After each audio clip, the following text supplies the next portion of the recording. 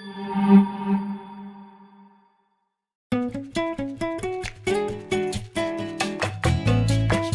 Ranca Buana. Terima kasih kehadirannya Podcast Ranca. Bertemu kembali di Podcast Ranca Kanwil Kemenkumham Sumbar. Nah, untuk podcast Ranca kali ini agak berbeda dari sebelumnya nih. Biasanya kita mengundang mitra dan juga pimpinan-pimpinan dari unit pusat. Namun kali ini kita mengundang dan mengajak sobat Ranca semua untuk lebih mengetahui tugas dan fungsi Kanwil Kemenkumham Sumbar melalui divisi-divisi yang ada di Kanwil Kemenkumham Sumbar. Bersama tamu kita dari bapak-bapak pada bidang intelijen keimigrasian. Mungkin bukan bintang tamu ya Pak, lebih ke tuan rumah sebenarnya, karena di sebagian subbidang intelijen keimigrasian ini termasuk dalam struktur organisasi Kanwil Kemenkumham Sumbar di bawah divisi imigrasi, khususnya di bidang intelijen dan penindakan keimigrasian. Selamat datang Bapak Farid dan Bapak Vicky di podcast Ranca Kanwil Kemenkumham Sumbar. Mungkin bisa perkenalan dulu Pak kepada sobat Ranca semua. Baik, dengan Ibu siapa? Saya Yuni Pak. Oh Yuni. Dari divisi administrasi. Kalau di Minang tuh bilang Uni ya? Uni siapa? Kalau panggil Ni Yuni. Siap. Kayak orang Madura dong, Ni Yuni tahu. Baik Bu Yuni, nama saya Farid, selaku Kepala Sub Bidang Intelijen Keimigrasian, dan saat ini didampingi oleh kawan ruangan sebelah saya, yaitu silakan Pak. Dengan saya Vicky Allen, staf Sub Bidang Intelijen. Siap, selamat datang Bapak Farid dan Bapak Vicky. Gimana kabarnya Pak Farid dan Pak Vicky? Alhamdulillah baik. Sehat-sehat ya untuk menjalankan tugas fungsi di bidang intelijen keimigrasian di Sumbar ini. Nah Pak, bisa tolong dijelaskan Pak, apa saja sih tugas dan fungsi dari sub bidang intelijen keimigrasian di Sumatera Barat ini? Baik, terima kasih Ni Yuni. Sebelum kami sampaikan, kami sudah buat sedikit paparan yang dibantu oleh Pak Vicky. Saya juga karena katanya Pak Vicky di Minang ini harus menyampaikan pantun enggak? Siap. Nah, dibantu oleh Pak Vicky kemarin dibuat nih. Mohon maaf kalau mungkin kurang bagus lah ya. Jalan-jalan ke Padang Panjang. Asik. Indah lupo, mampir ke warung sate mak. Cakep. Terima kasih telah diundang menjadi tamu di podcast Ranca. Wah, tepuk tangan. Cela ya. Ada lagi Biasa Pak. dua biasanya. Siap. Jalan-jalan ke Cinangkia. Cakep. Banyak permainan dan menyenangkan. Cakep. Apa dan aman sobat Ranca. Semoga kami tidaklah membosankan. Wah, Luar tentunya biasa. tidak membosankan Pak, karena pembahasan terkait pengawasan orang asing di Sumatera Barat ini pasti menarik bagi sobat podcast Ranca. Ya. Silakan Bapak dijelaskan apa saja sih tusinya Pak? Baik Bu Yuni, karena kalau saya ini tidak hafal dalam kepala, jadi harus saya bantu paparan yang dibuat oleh Pak Vicky ini. Siap. Tentu saja dasarnya kita adalah Orta Kanwil Kemenkumham yang ada dalam Permenkumham nomor 30 tahun 2018. Di sini disebutkan bahwa kepala kantor wilayah membawahi salah satunya kepala divisi keimigrasian, dan di bawah kepala divisi keimigrasian salah satunya adalah kepala bidang intelijen dan penindakan keimigrasian. Siap. Kebetulan saya sebagai salah satu kepala sub bidangnya, yaitu di bidang kepala sub bidang intelijen keimigrasian, dan divisi keimigrasian membawahi dua satker. Yang Siap. pertama satker imigrasi ya. Yang pertama kantor imigrasi kelas 1 TPI Padang, yang kedua itu kantor imigrasi kelas 2 non TPI Agam. Siap Pak. Kalau di pasal 61 ayat 3-nya Permenkumham 30 2018, kepala divisi keimigrasian artinya dengan kepala divisi-divisi lainnya dalam melaksanakan tugas secara administratif dan fasilitatif berada di bawah dan bertanggung jawab kepada kepala kantor wilayah. Kemudian dalam hal di pasal 28-nya, divisi keimigrasian juga punya tugas melaksanakan sebagian tugas daripada user, yaitu Direktorat Jenderal Imigrasi di wilayah. Ini pasal 29 lebih jelas lagi tentang bagaimana intelijen dan pengawasan itu merupakan bagian daripada fungsi divisi keimigrasian, Bu ini. Jadi beberapa hal khususnya terkait dengan sebidang intelijen keimigrasian adalah terkait dengan intelijen dan pengawasan. Waktu kami melihat podcast ketika Kepala Binda menyampaikan bahwa biasanya memang intelijen itu di bawah permukaan, Siap. jadi tidak tampil, cuman karena kita sifatnya kalau intelijen itu clandestine Bu, atau covert action, artinya tidak muncul karena ada moto di intelijen itu, kalau berhasil tidak dipuji, kemudian kalau gagal dicaci maki, terus kalau hilang tidak dicari, kalau mati itu tidak diakui. Itulah makanya risiko daripada orang-orang intelijen.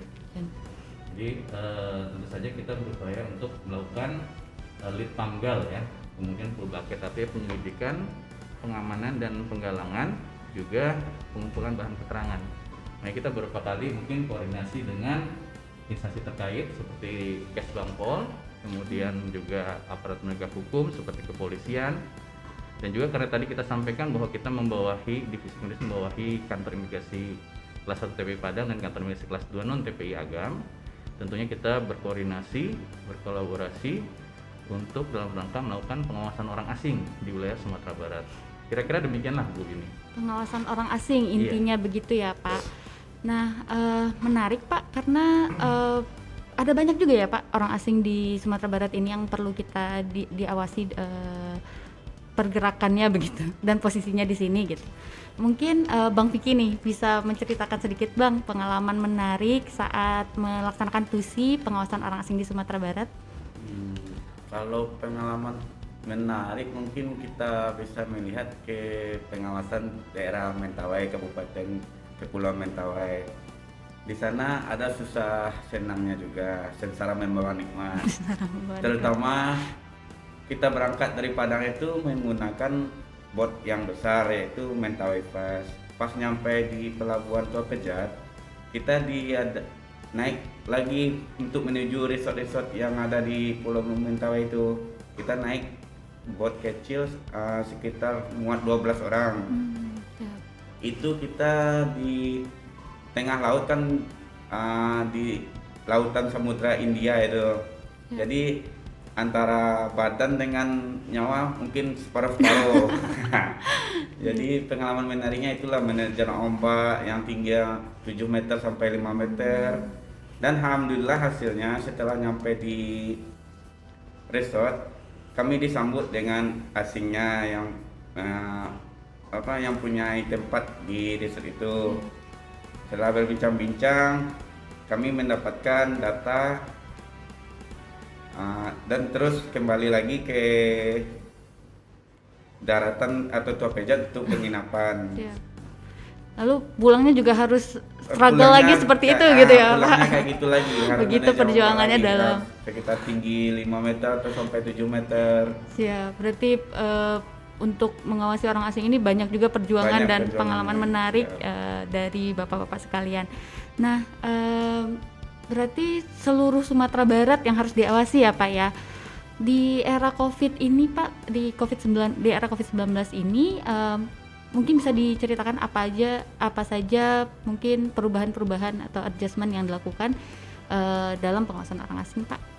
Mungkin bisa Pak Vicky. Kalau terkait dengan masa pandemi ini, kita tetap melakukan pengawasan, tetapi kita harus ingat juga dalam melakukan pengawasan, melakukan 3M, memakai masker, sebelum sampai ke tempat tujuan kita cuci tangan. Dan juga kita harus menjaga protokol kesehatan lah. Di sana kita juga berkoordinasi dengan instansi lain, dengan pihak-pihak yang terkait dengan keimigrasian. Berarti selama pandemi ini tetap berlangsung ya Pak ya tugas misi ya. pengawasan. Mungkin ada tambahan Pak Farid? Iya, memang beliau ini Pak Vicky ini lebih lama dari saya. Berapa tahun Pak Vicky? Udah nyampe menuju 6 tahun Pak. Oh kan, makanya saya baru 2 tahun. Makanya saya tentu saja informasi beliau ini lebih makan asam garam lebih banyak lah. Bukan hanya garam di lombak laut ya. Nah, jadi tentang pengawasan orang asing, karena ya di sub bidang intelijen imigrasian itu cuma ada saya dengan Pak Vicky. Siapa? Dibandingkan dengan subbid dan subbak lain kan punya staff yang cukup banyak, baik pun JFU dan JFT ya. Tapi beliau ini memang sangat diandalkan lah. Luar biasa. Semua bisa menyetir 24 jam, apa aja bisa lah beliau nih. Terus kemudian terkait dengan pengawasan orang asing ya, karena tadi kami sampaikan kami terkendal dari SDM Bu Yuni. Jadi tentu saja bantuan dari instansi lain itu sangat diperlukan informasinya, terutama ketika ada informasi ini ada orang asing yang diduga melakukan penyalahgunaan izin tinggal. Nah, ketika ada informasi itu baru kita bergerak. Jadi kalau cuma kita agak sulit kan, begitu Sumatera Barat yang begitu luas, dengan kami berdua ini kan agak susah gitu. Makanya koordinasi itu yang penting. Nah, itu di dalam tim pengawasan orang asing. Nah, ini ada di topinya nih Bu. Nih, Timpora ya, Sumbar. Pak. Nah, ini tingkat provinsi, ada juga tingkat kabupaten kota. Itu di bawah kendali atau dikoordinir oleh kantor imigrasi Padang dan kantor imigrasi Agam. Nah, itulah pengalaman untuk Timpora terkait dengan pandemi tadi sambil Pak Vicky. Ya, kita harus prokes, juga berkoordinasi dengan Satgas Covid gitu kan.